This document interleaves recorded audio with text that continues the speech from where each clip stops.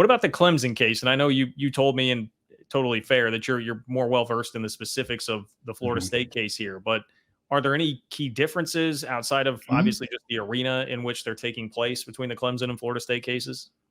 Yeah, I remember as soon as Clemson filed their suit, I'd already been very involved in the FSU litigation, already had done several podcasts, and I'm married with kids. And my oldest is graduating high school this year. I don't have the time to commit to a second round of litigation, especially involving a school that's not mine. But Clemson's argument and filing was a little bit more aggressive in terms of their reach of their argument. And I'll explain that and why I believe that.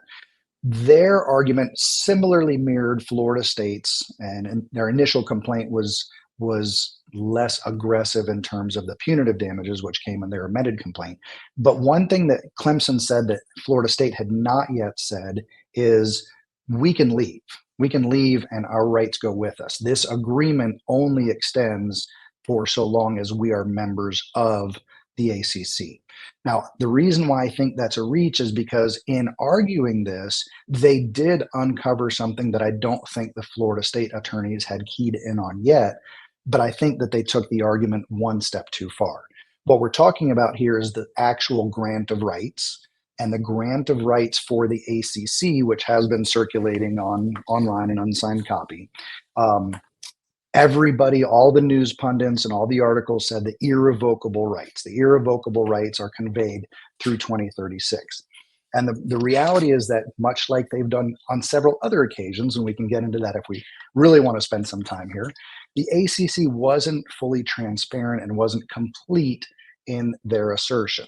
What the language actually says, the first sentence of the grant of rights paragraph, is that each of the member institutions irrevocably and exclusively grants to the conference during the term, as defined below, in this case until 2036, all rights necessary for the conference to perform the contractual obligations of the conference expressly set forth in the ESPN agreement. The reason why this is an important departure from the Big 12 grant of rights is because the Big 12 grant of rights identified both ESPN and Fox, the two major players in broadcast, as media partners, and then said generically media partners throughout their entire grant of rights agreement. The ACC agreement mentions ESPN 9 times in one paragraph, and only ESPN. So to that end, once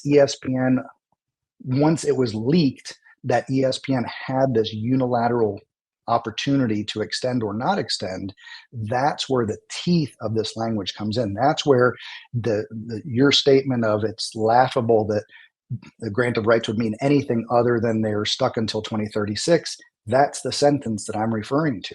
The grant of rights does give an irrevocable right to the conference to fulfill any and all requirements under and only under the ESPN agreement.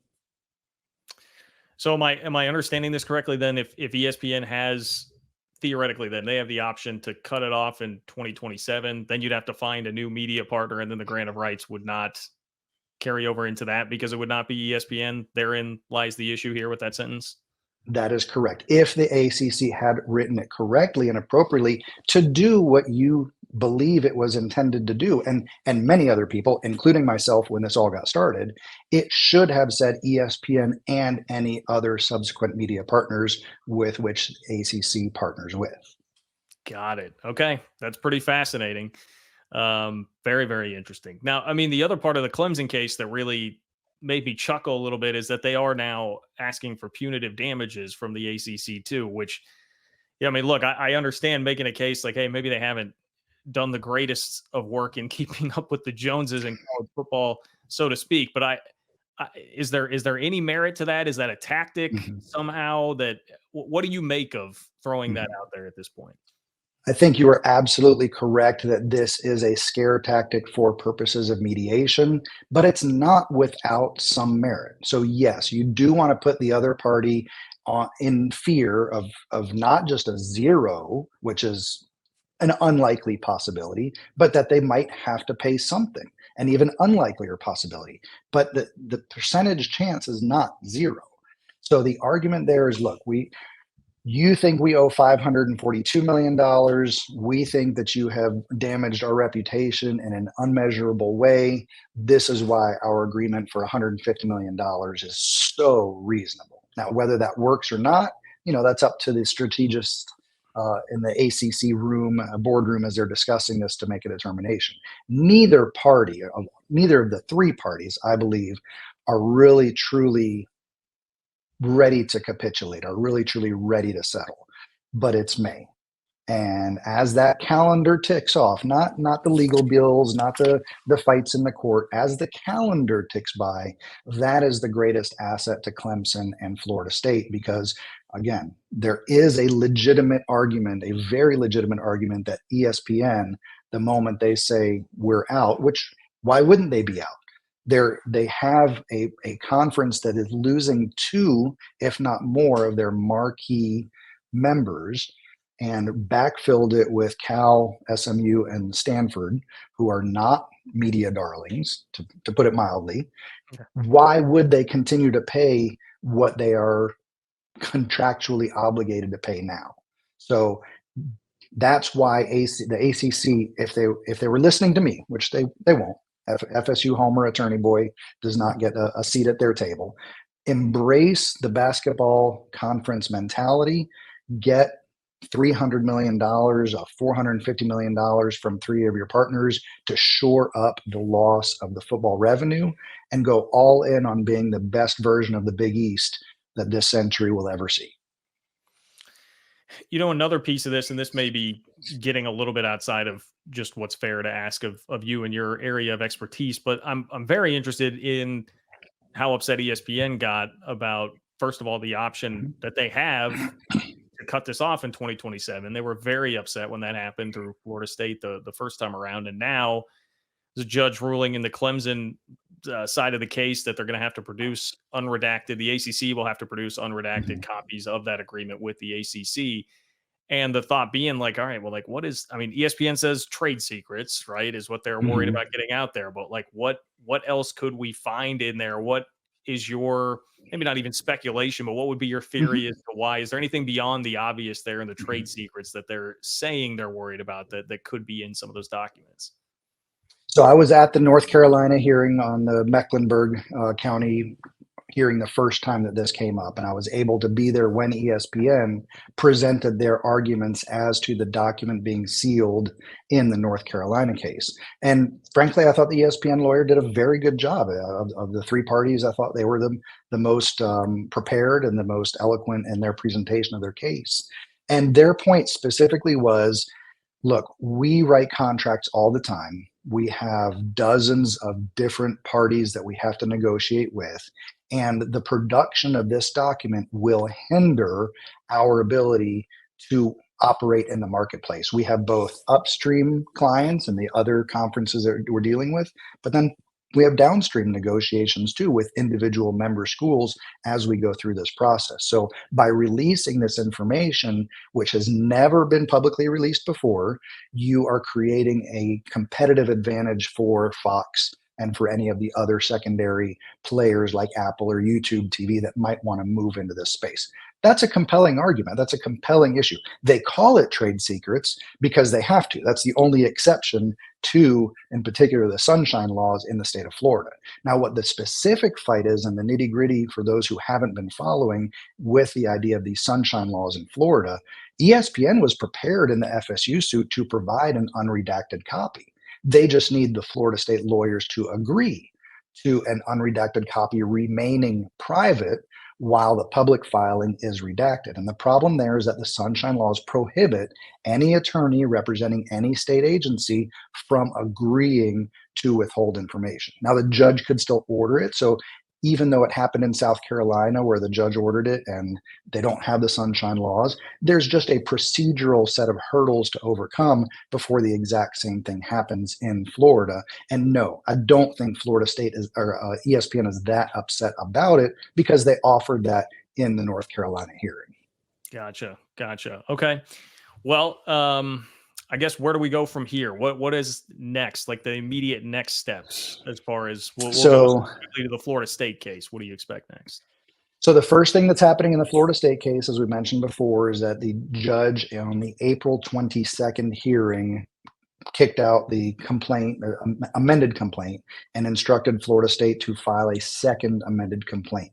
Now, they gave them a 7-day deadline to file that, exclusive of weekends, but that's from the date that the judge's order is signed and submitted. Yesterday, we got a copy of the May 6th signed order that resulted from the April 9th hearing. So that's why I say the pace of the Florida case is a lot longer, even though the judge is ruling from the bench. So I suspect this order is much more simple than that first order. That likely will happen next week, late this week, next week. So Florida State will then be on the clock for 7 days, not including weekends, to file their second amended complaint. I do think there's going to be some fireworks there. Be happy to come back on and go through that with you. But they have the right to remake their entire argument at that point, not just address the jurisdictional failures that were in that first complaint. The second thing we have going on is that this week, probably tomorrow, I suspect, Judge Bledsoe in North Carolina is issuing his ruling on the issue of whether or not discovery is going to proceed. Florida State has already appealed their loss in the first hearing, and now they had a hearing to decide whether or not discovery will continue or if the whole case is being paused. For Florida State, it's a win-win. Either the judge orders that we move forward with discovery, in which case, great, we get to increase this pressure campaign on the ACC or an ESPN, or the judge decides, no, we're just going to pause everything while the Court of Appeals sorts this out on the motion to dismiss. And then the Florida State case has a chance in Florida to move forward more quickly. So it's going to be very interesting to see what happens. Of course, Clemson just filed their second amended complaint this week. They have an order for mediation. I believe that date is October 25th. So no time soon. It could, of course, happen sometime before then. But everybody is learning litigation takes a while. So to go back to your earlier question, you asked how quickly a settlement might take place. The real question is how long will the lawsuit take? And that's probably looking at 2 years, if not more. Doug, this has been incredibly insightful. Before I let you go, I meant to ask this from the top, so I'm going to ask it right now, and then I'll splice it in at the beginning. But just what is your legal background, just for everybody to know before we get going? Well, thank you very much for having me on the show. It's a pleasure to be here and meeting you and talking with your viewers. Of course, I'll stalk the comments later and answer any questions that come on after the show as well. But I've got my own practice in Atlanta, Georgia. I've been in practice for 20 years. I've had my own firm for over 10 years, and we specialize in work accidents and criminal defense. And that's everything from a speeding ticket up through murder. We've got a great criminal defense team with multiple lawyers that can handle any type of case. And then work accidents are particularly difficult set of circumstances when somebody's been hurt at work and they lose their income. There are laws that are designed to provide them with benefits, but the reality is that the insurance company very rarely does what they're supposed to do. So we're here to punch them in the throat when it becomes necessary. We say we want to be your best friends on your worst day. I hope nobody ever needs my services, but unfortunately, I get 12 to 24 calls every day of somebody that woke up and didn't realize that they needed to call my office. So if you're ever in Atlanta, if you're in the state of Georgia, if you have any friends that need anything, please don't hesitate to give us a call. But for right now, really all I would ask of your viewers and followers is to check us out on X or Twitter, whatever they're calling it these days, at Rohan Law PC. And that way you can stay informed with us and follow along with our adventures. Well, I really appreciate all of this, Doug. This has been incredibly informative. I've really enjoyed it. And hey, we'll definitely do it again soon sometime. As you said, we're not going to be done with this anytime soon. So we'll have plenty of time to chat about it. But thanks for stopping by today. Sounds great, John. Thank you. Take care.